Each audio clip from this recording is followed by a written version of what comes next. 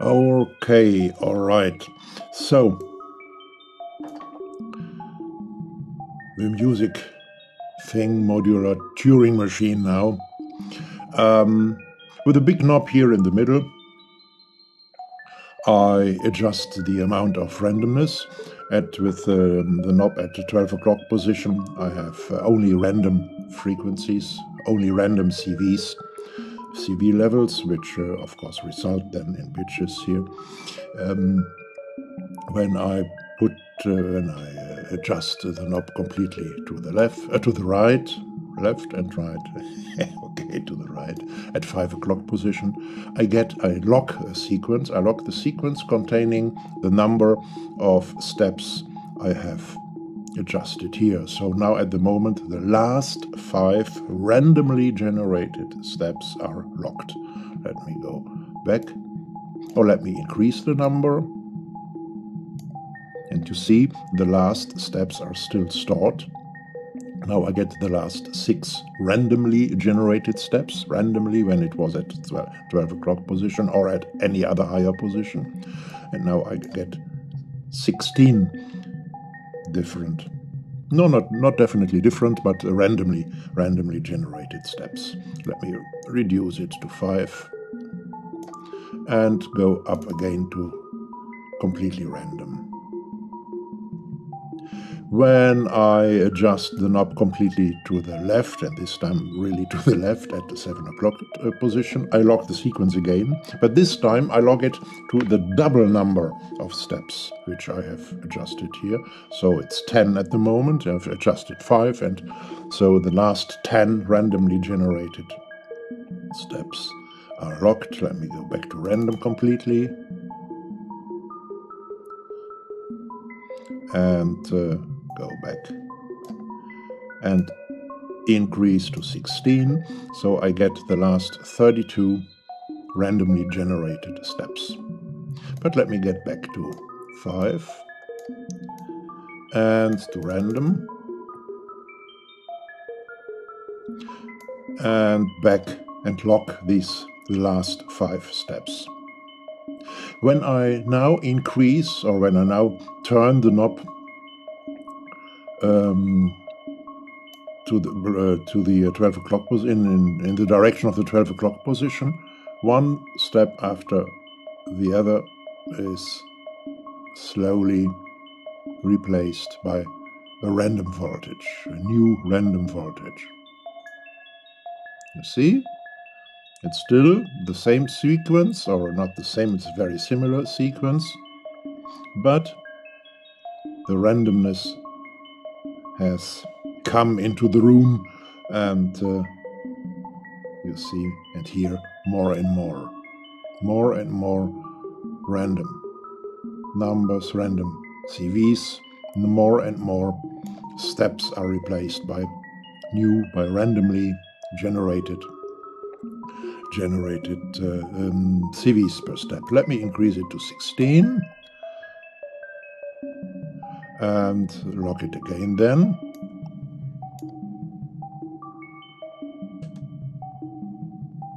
Yeah. And increase the randomness.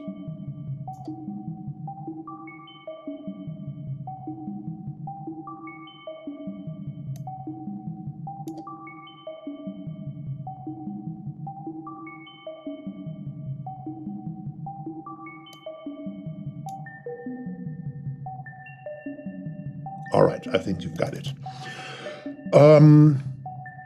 Let's talk about the pulses expander here. I say expander because in the hardware version this is a unit of its own. And I zoom in a bit. So, yeah.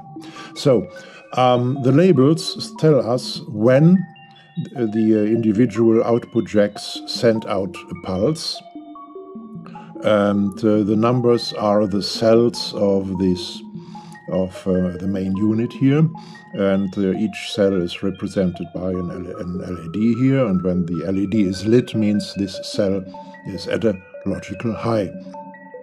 And here you see when the first cell is lit, a pulse is sent to this output jack, when the second cell is lit to this output jack, and the third cell is lit to this, and so on, until 7. And additionally, these 1, 2, 3, 4 output jacks follow the logical AND system, meaning here we get an output pulse, an output pulse here when the first cells 1 and 2 are both lit. Here it's when 2 and 4 are both lit, 4 and 7 are both lit, and here we need 4 cells being at a high level to get a pulse out from this output jack, the cells 1, 2, 4, and 7. It's nice for generating random rhythms, randomly generated rhythms, and then I can lock the rhythm, and then I have a locked rhythm, a randomly generated locked rhythm. Important to know is, but I have to zoom out a bit for the next matter. Important to know is that the length of the pulses corresponds to the length of the clock impulse. So changing the pulse width of the clock generator, it doesn't have to be necessarily an LFO. Changing the pulse width of the clock generator means changing the length of the pulses coming out from here. Okay. Well, that's this. Let's go to the volts expander here, to the other side. We have 5 potentiometers here, and meaning that this expander takes 5 steps from the main unit and trims the voltage levels to the amounts which are adjusted with these potentiometers here. At the output here, below the potentiometers, we get random voltages, up to 5 different ones, depending on how I've adjusted these potentiometers here. And this random voltage, this single random voltage, changing to up to 5 different voltages, changing over time, can be, let's say, kind of tamed with these potentiometers. Remember what I've told you, that the potentiometers, or this unit, takes its output from, takes its input, let's say, kind of offset voltage from the randomly changing voltages from this main unit here, and trims this voltage according to these potentiometers. And what we get at the output is the sum. So let me, So now we see what we get at the output of this volts expander, and I also want to see what it's going on at the main unit here. I change the position of the output in the oscilloscope, in this scope here. So I put all potentiometers, I adjust all potentiometers completely to 0.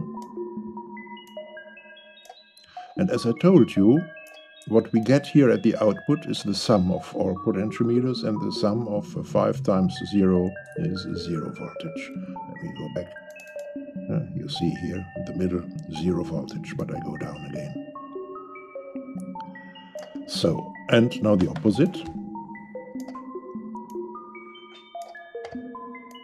And you would say, oh, we get only high voltage. No, we don't, because we get voltages, so the unit, the expander gets random voltages from the main unit. I repeat it again, and adds to that. It adds the same amount. Each step adds the same amount, because we have 5 times absolutely maximum here. But nevertheless, the offset which comes out of the main unit is still different. randomly different. So the result is that we get all in all, we get higher voltages here with this, but different ones. And now I can change the position and can reduce the number of different steps and so on and so on. But let me go back to different adjustments, because, and now I really have to zoom out, so, because I want to introduce a second voice being modulated by this volts expander. So I take this one here and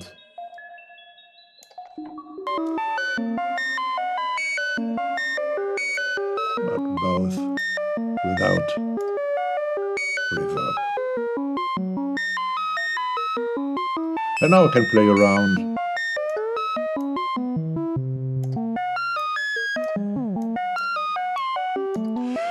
Instead of using or triggering or modulating a second voice, I can use these files musically more interesting and mostly even more suitable to modulate filter cutoff frequencies or other parameters or other sound parameters. Let me use other sound parameters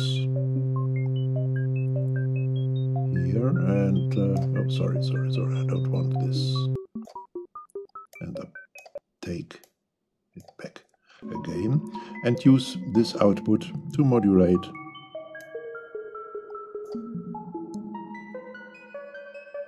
the sound of basal.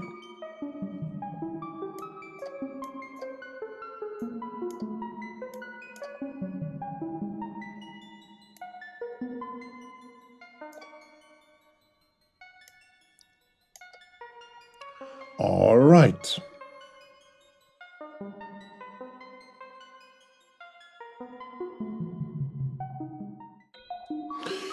With, let me put it back again. So with the right button, here below the big knob, we can override steps in a locked loop. Let me do so. Let me reduce to 8 and lock it.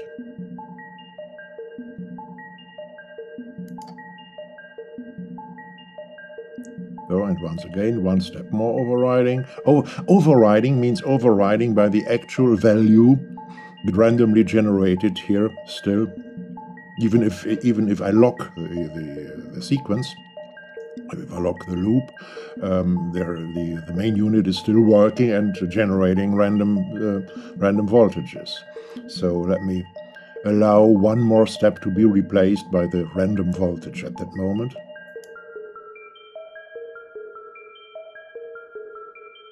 All right.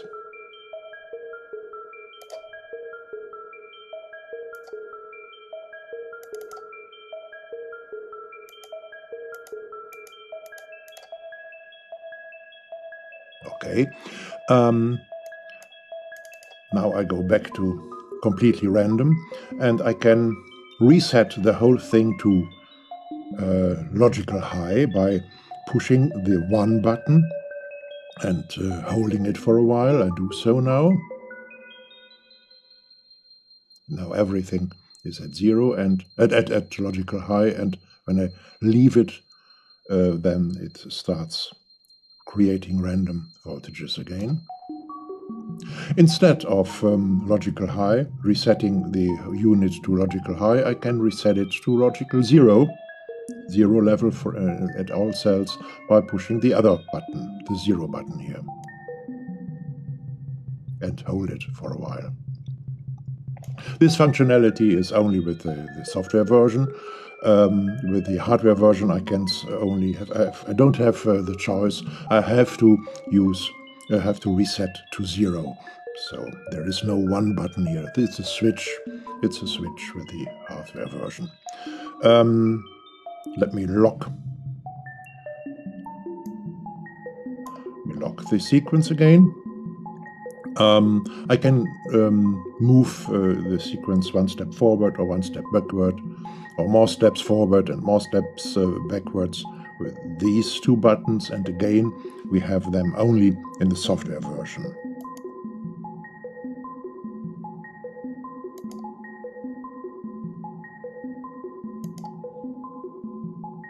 And back again.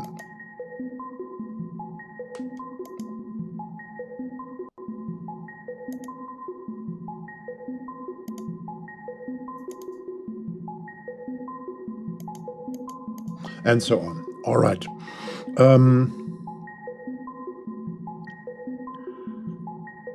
Well, we can automate. We can automate the locking and unlocking process, and this is a quite interesting thing. I have to zoom out a bit. That's okay. And I use a second LFO to automate this.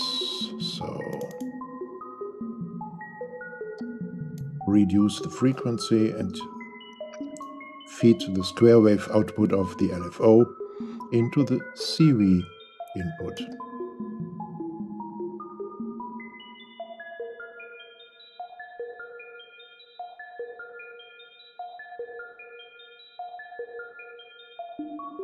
And you see from time to time, according to the frequency here, it jumps to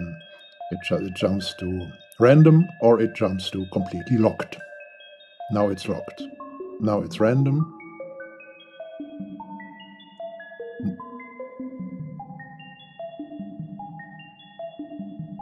Now it's locked again. Now it's random again, and so on. And I can increase.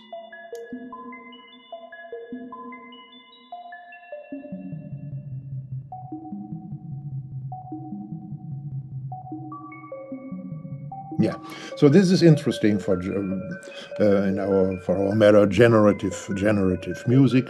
It allows us to introduce a stable element, a more or less stable element, from time to time, because what we get, the sounds or the pitches we get out of the Turing machine, even in locked state, of course, is random. Yeah, so it's random which sequence the module is locked to. Each time when it's when it jumps back to the locked position here, it reproduces the last randomly and different randomly generated control voltages. All right.